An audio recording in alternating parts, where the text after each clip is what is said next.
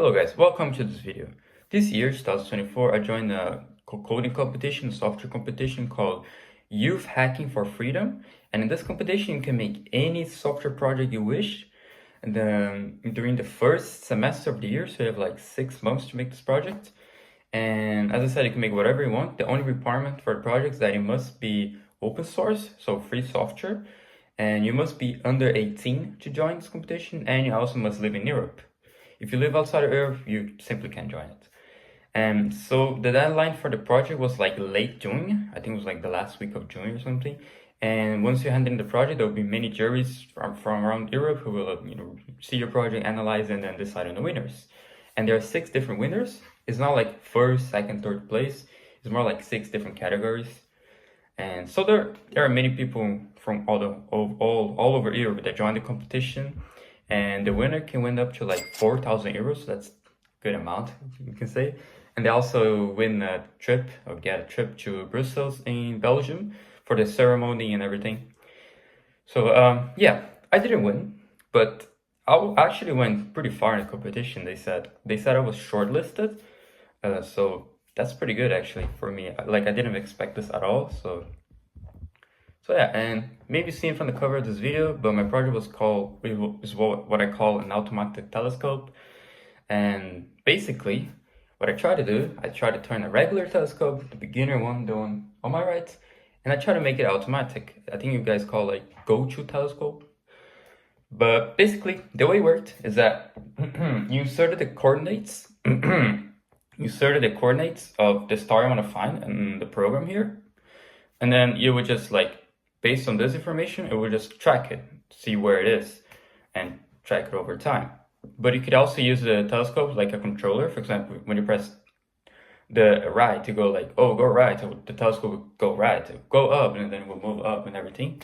So yeah, that was my project. And then in this video, I'm going to talk about how the journey, how I make the project, and everything about my project, and some final thoughts about this competition.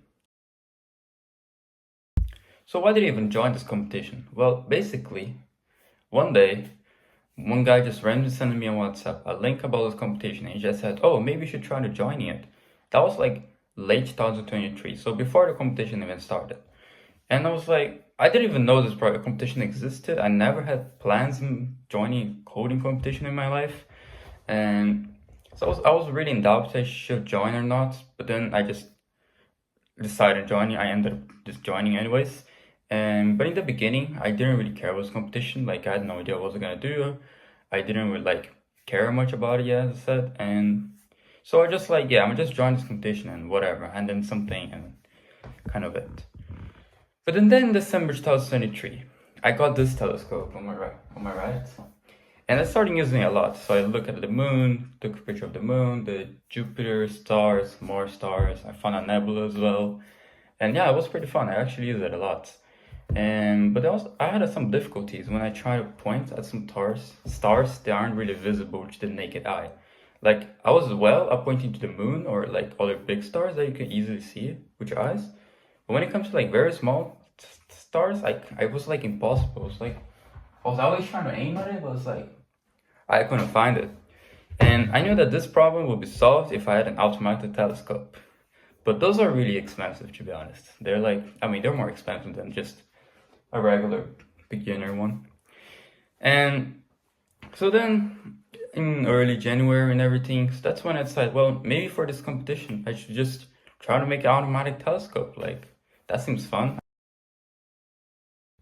So this is the first part of the project, the mechanics. It's like the mechanics, I mean, like, like the motors, the gears and everything, like everything that I need to make the telescope move by itself. And so I actually managed, after like 2 months, I actually managed to make my telescope move up and down, like change it to the vertical angle to do this with a rope attached to like the motor. So as you can see in this video, and yes, I did use Lego at that time because that was just a trial at the very beginning, just trying to see if like the idea worked and everything. And looking back at this video, it looks like this setup looks like so obvious, like, oh, this is so easy. Like, why did it take 2 months to make it? Well, it wasn't actually clear for me. I think I was just thinking wrong, looking the wrong direction with this project.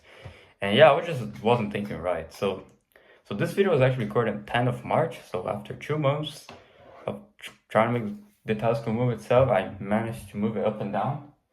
And then the next part was to move it, right and left.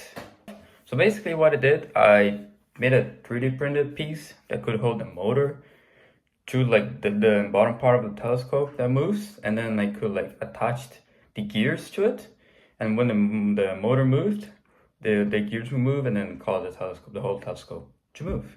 It didn't always work. The motors and everything sometimes would say, oh, move to right, and I would just like not move at all or just break, fall apart. It wasn't until late May that I actually managed to make the whole system work. To make this move side to side, I was in a good way that it would work all the time.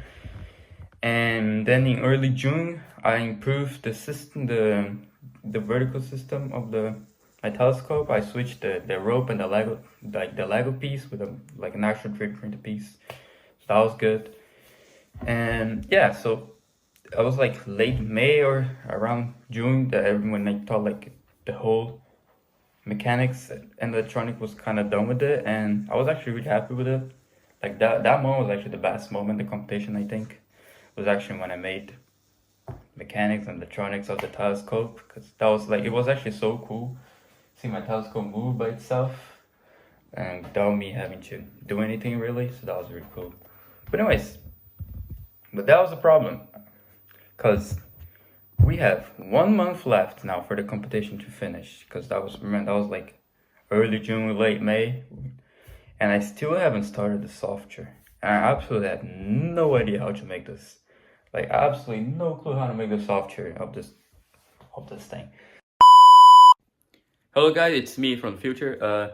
So I was planning to talk about the whole software that I made, like step by step, but that turned out to be like, the video turned out to be way more than 40 minutes long. And yeah, I don't think that's a good idea for now, so I'm gonna skip over that. And if you're interested in the software that I made, check out my project on Codebergs. That's where I uploaded my software.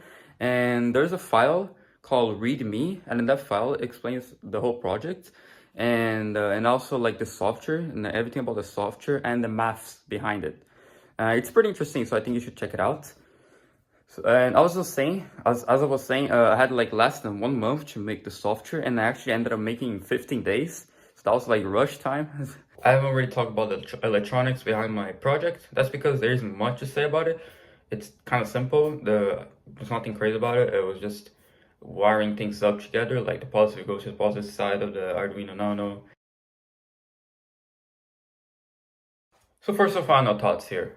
I didn't win, as I said before, but that's okay, because, well, I didn't expect to win at all, actually, and because my software wasn't actually that advanced. I spent like 15 days on it, and that's the problem with this project that I chose for this competition. I know the focus for this competition is the software, but the mechanics behind it and the electronics took way more time to make it than the software, so I ended up having not much time for the software itself. And as also, I didn't have the best time management for this project, because in the first 2 months, January, February, I barely did anything really, because I didn't know really where to start, and I also didn't really care about this competition too much. So yeah, I didn't really do it. And then when I cared about this competition, when I actually wanted to win, it was more like towards the end, and that was kind of, I think it was kind of late. I should have started like serious from the beginning, so then I would have finished the mechanics and electronics early and have way more time for the software. So these are the winners for the 2024 edition. We can see here in this image, we have 6 different people. I mean, they have one team here in the middle. I think that's one team, and I think that's a good idea. Actually, if you're joining this competition, make a team, because then you have like more people working all together, and so you get like a better outcome, a more advanced thing, more brains working together.